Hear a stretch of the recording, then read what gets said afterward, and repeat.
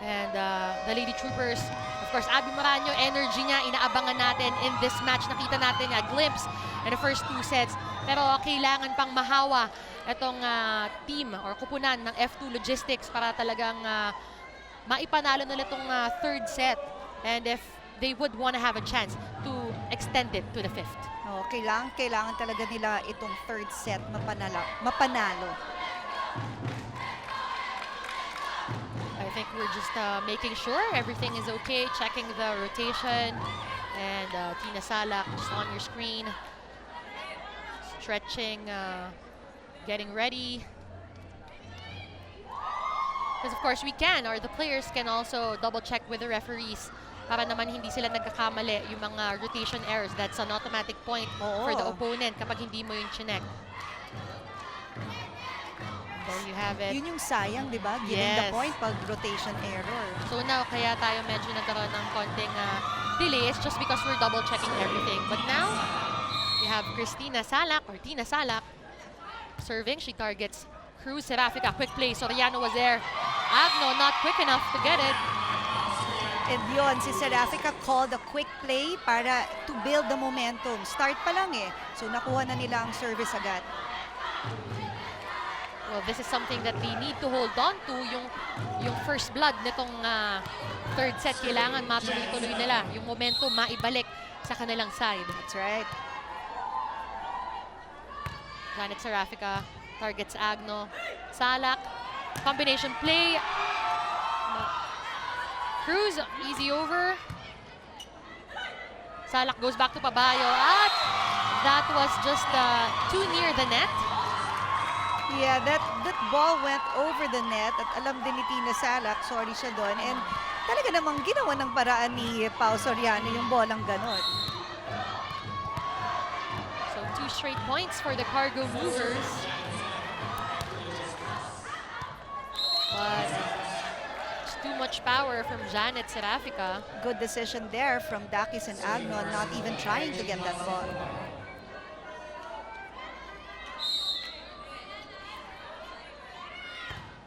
Good serve. Serafica goes to Cruz. Well read by Dakis. Bautista keeps it alive. Babalik ni Salak.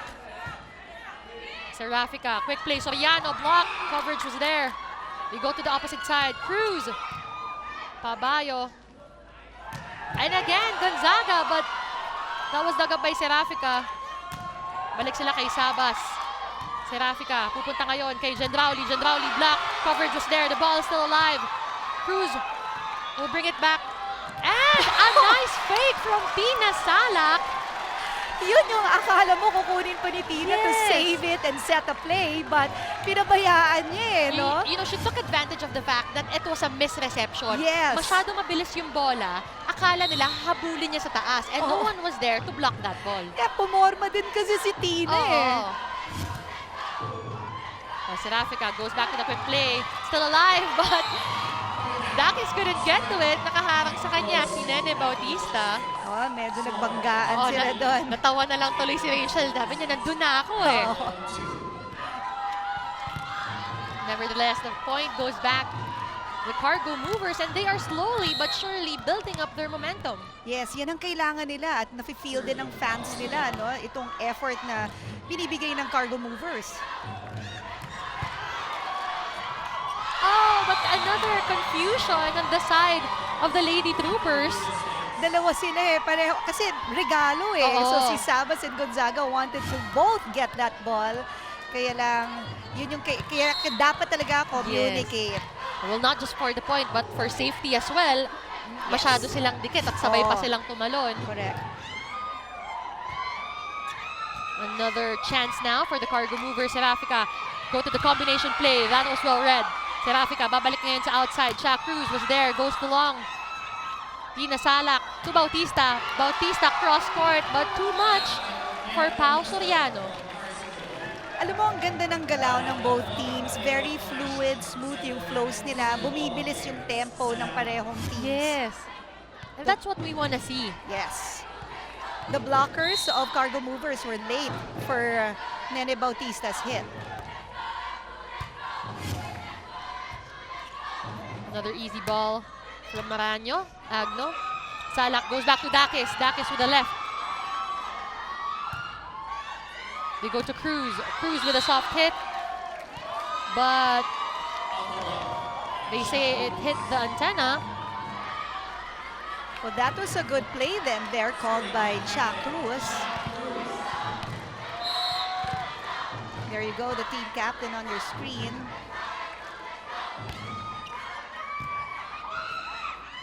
Pinasalak kay Dakis. Dakis! He's getting that point, yeah. Ang ganda kasi nung set naman talaga ni Tina Salak. Yung bola parang nagso-slow-mo going to Dakis Oo. eh. So, kung ikaw yung hitter, ang perfect naman talaga ng timing mo for that ball. Cortel. Serafica, quick play. Too low for Maranyo. Tina Salak will go back to Dakis. Dakis still able to get that in. Medyo mali yung palo niya doon, but Nobody moved sa Oo. floor defense ng Cargo Movers. Kailangan mag-communicate sila. They can't let the set pass. Jovelyn Gonzaga, 9 points. Jandrauli, soft hit. Tina Salak keeps the live. Easy over from Agno. Cortel will pick it up. Serafica, adjust. Gives the quick play. Salak, babalik kay Dakis. And that's another point for the Lady Troopers. We need faster movement from the libero. Then Cortel, kailangan mas mabilis yung basa niya kung saan pupunta yung bola. Kung halimbawa lumusot sa blockers, saan siya pupwesto. Communication. Serafica again, tumabayad. Dakis picks it up. Salak goes to the back line to Bautista. Well read this time by Abby Maranyo. Yes. At ang energy no, na dinadala ni Abby Yes. after she gives a good block, kailangan yun ng troop niya. Kailangan yun ng Cargo Movers.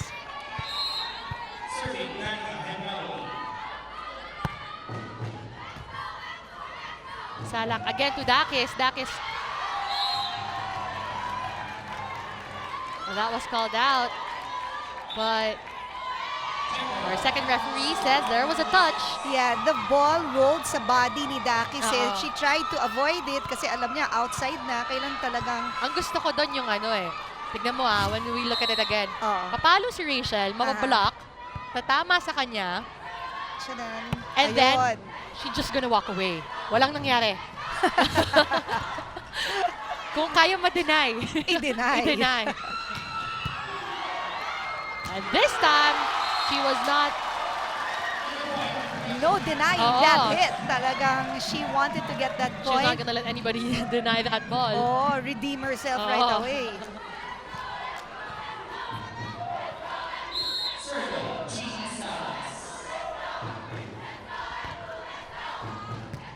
Go to Cruz, Serafica.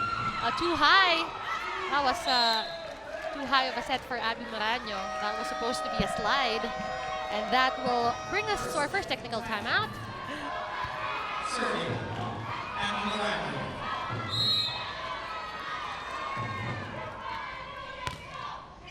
They go to Bautista. Salak goes back to Dakis. But that one will hit the antenna. So easy point there for the Cargo Movers. You know, there's a time that they could eventually get the lead, or they did get the lead, pero yung momentum talaga maitutuloy-tuloy. Ngayon na yun. Maranyo serving the front line. You have yung Mabayad, Soriano, and Serafica, all three good blockers. That's what I'm saying. Block, denied on top. Dakis will try. Goes for the soft hit, but Maranyo was there. Mabayad will set up Soriano. Agno digs it up.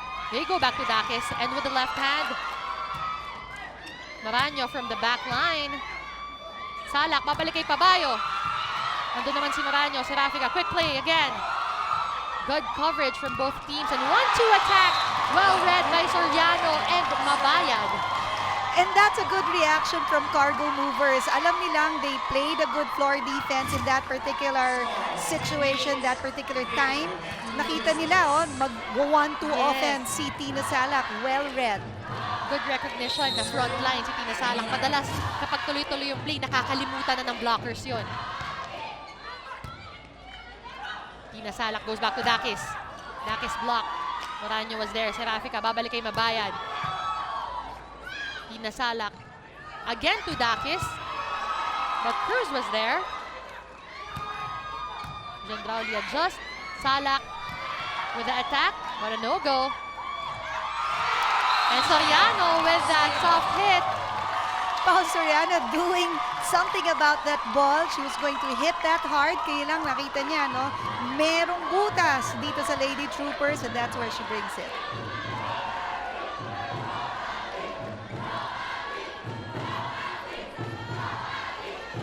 You can hear, no, the cheers of Yes. Abby Maraño egging her on.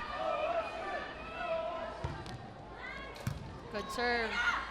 Inasala, quick play. And net violation called on the Cargo Movers. Yun yung kailangan talaga iwasan because they cannot afford infractions, wrong rotations, yung mga ganong klase na magkamali ka na lang sa play kesa yung Yeah, tawagin kasi ka sa... nakakabagal yun ng momentum. Yung Yes. nakakahinayang na feeling. Yun yung Oo. it's the thing that pulls you down eh. Yes. Serafika tumabayad, blocked up top. Pinasalak with the attack. And this time it works. This time talaga yon nakita niya. Walang tao sa zone 4. So doon niya linagay yung bola.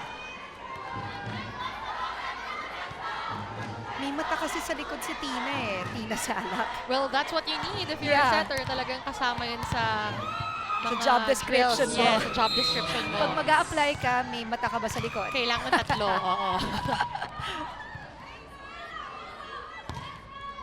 Good serve. Another attack from Tina Salak.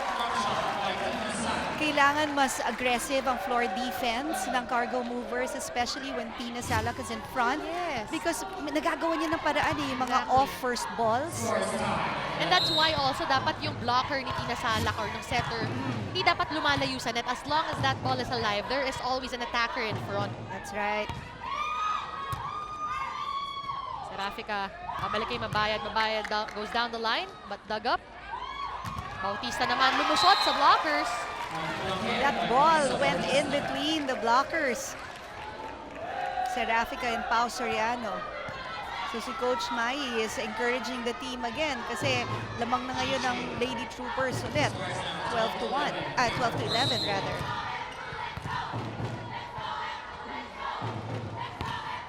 Good serve from Rachel. Tina Salak goes to Gonzaga. Serafika, babalik kay Soriano. Soft hit. Bautista, dug up by Cruz. Serafika, babalik sa labas. Mabayad adjust, but goes under or crossed the line.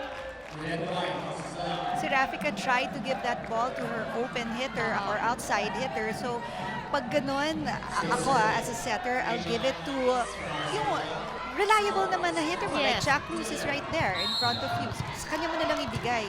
Para at least, chances are, less yung mistake.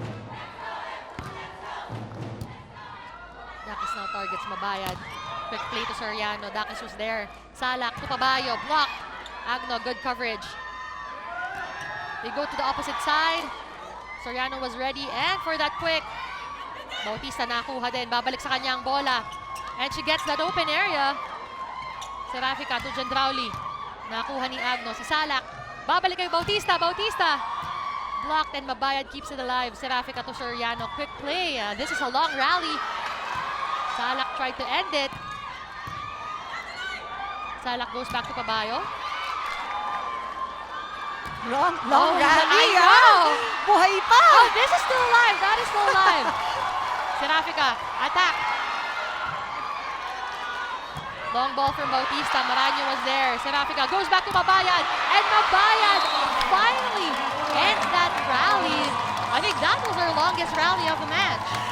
For the tournament, ito, particular competition. 2 games, ang tagal nun. I Ang wonder haba how long nun, that oo. was. Just goes to show you, no, yung top caliber volleyball athletes Yes. natin dito sa PSL. Grabe yung coverage ng both teams. Very good, very well played. This time, Salak to Bautista. Serafika goes for the attack. Ayaw na pahabain.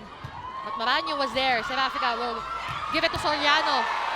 That ball is still alive. Serafika with the 1-2 attack. Well read.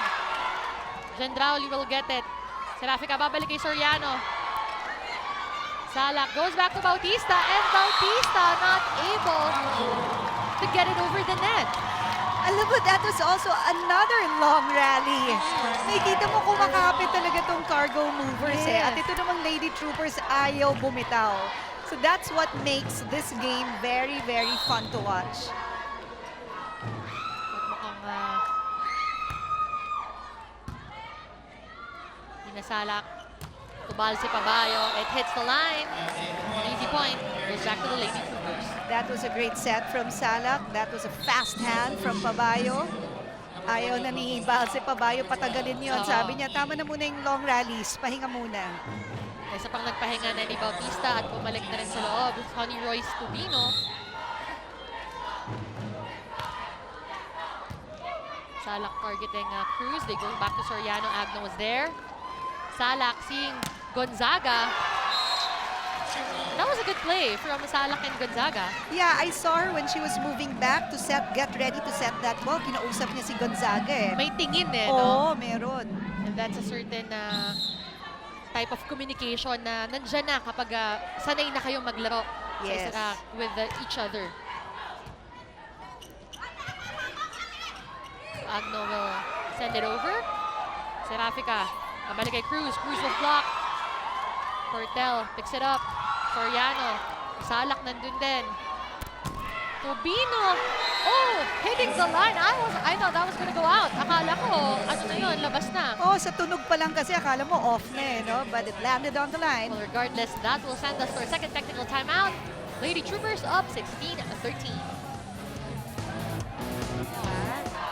Well, napakaganda ng game natin today. And like what I was saying, napakaganda din na pinapakita ng both teams. But let's turn it over to Mitch for more details. Well, girls, kitang-kita nga sa huddle ng Lady Troopers na kahit napakaliit ng agwat natin at tumaas pa nga ang kanilang kalaban, tumatawa pa rin ang huddle dun sa Lady Troopers, showing no pressure in this ball game. Sa huddle nga nila kanina, they emphasize the importance of their errors, na those small errors can make a big impact, kaya kailangan lang nila nga ingatan ng ating bola. Paalala rin ni Coach Rico de Guzman, nasipagan lang nila ang kanilang pag-cover, and there are times na hindi nilang kailangan pilitin ang mga bola nila at ang kanilang mga palo, kaya antabayanan lang nila ang mga oras na yan. Balik sa inyo.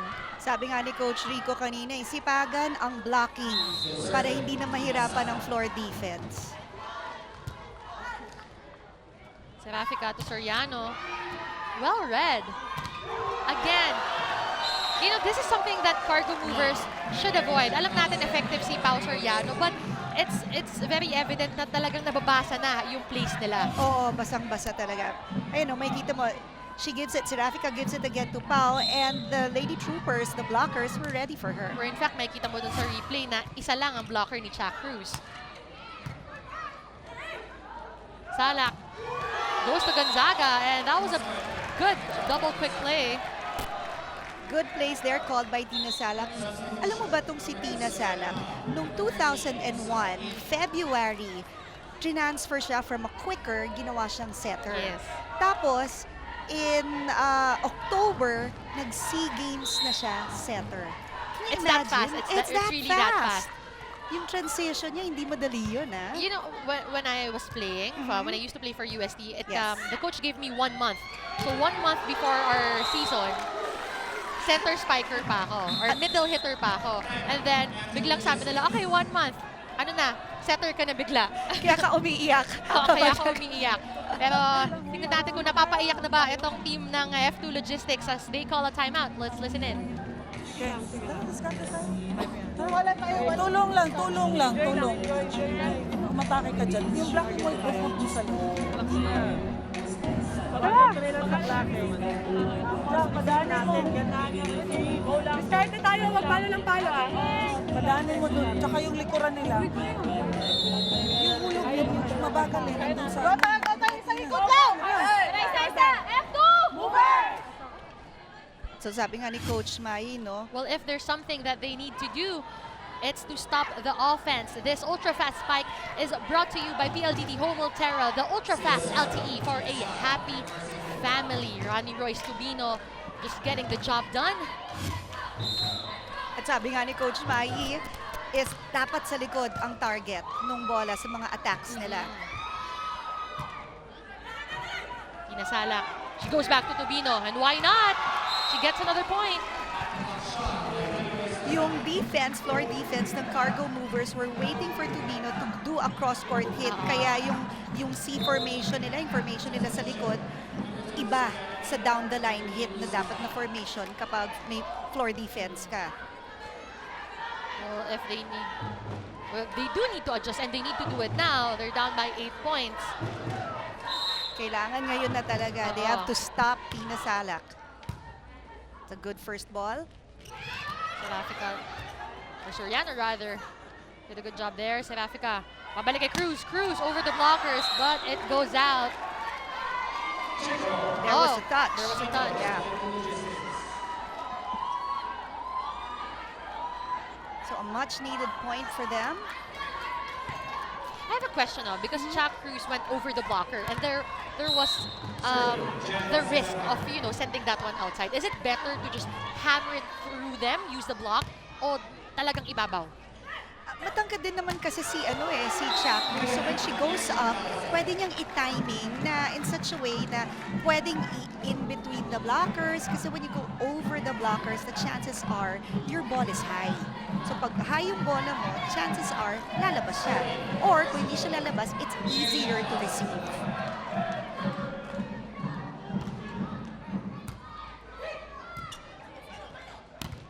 That was blocked. Serafica. Salak will go back to Tubino. Tubino will send it to the net. So yan, kailangan aggressive ang Cargo Movers sa blocking nila. Adjust to how the hitters of the Lady Troopers are going to attack the ball. Watch the shoulder movement. At nasa harap si Tina Salak, so kailangan bantayan nila yung mga hulog.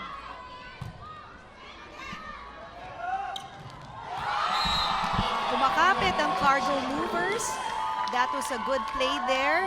Off-speed hit, hulog rather, from Chuck Cruz to zone 2. Walang tao doon. Yun yung mga kailangan nila. Smart plays.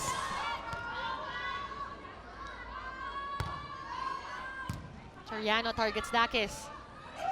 They go back to Tubino, but again, just too high for her. At medyo may confusion sa positioning nila. So Coach Rico did not like that and he will call a timeout. Let's listen in.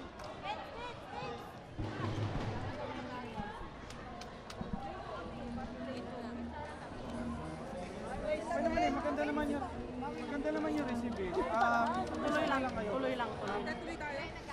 Tuloy tayo, pero huwag nyo nang pabayaan yan. Tuloy na yan. Let's go! Dali lang, iwas zero lang yung zero. Si Coach Rico just called that timeout to just destroy the momentum because he hardly said anything except malayo pa yan. Tuloy-tuloy lang. Very calm. Yes. Very confident siya. Well, he should be because, they are up by 2 sets. They are up by 5 points. But of course, you don't want to give hope to a team like the Cargo Movers dahil alam naman natin, mga veterano rin ang mga players nila. That's right. So Dakis picks it up. Gonzaga will send it easily over. Serafica. Combination play. Gendrauli finds that open area. What a smart play from Danica Gendrauli. She could have hit that ball hard. It was a good set. Kaya lang she chose not to exert that much effort if she can earn a quick point through an off-speed hit to zone 4. Soriano gives a point back. So ito yung isa sa mga flaw nitong Cargo Mover. Sayang, that was their chance. So right now, rest na muna si Rachel Dakis. They have the lead anyway. So ang pumasok is Jeannie De Los Reyes, number 18. They have to stop. Cargo Movers have to stop the strong serve of Honey Royce Tubino. Gendrauli tries. Agno was there. Salak will give it to De Los Reyes. And De Los Reyes gets a point. And it just goes to show, Chicky, how deep of a bench RC Cola has. Kahit sinong ipasok mo, pupuntos. Oh, tsaka ready sila, Oo. no? Game mode agad. Yun, yung floor defense ng Cargo Movers, they were there, pero akala nila kukunin ng kakampi. Yes. Kaya nobody moved. Kaya kailangan mag-usap eh. Kailangan mine. Well, this time that was a good connection. Sa Rafi Katumaranyo. They will try it one more time, and Abby now successful with that last play. Si Abby, no, inangle niya yung palo niya. That's why na off the block yung bola, earning them that point. Well, this is their chance, their last chance. Hindi nila pwede ipamigay itong puntos na to. Gonzaga, Tusalak. They go back to De Los Reyes. That was blocked. But no second ball from the Cargo Movers. And RC Cola again winning with conviction. This is their second game, and second game they won in 3 straight sets.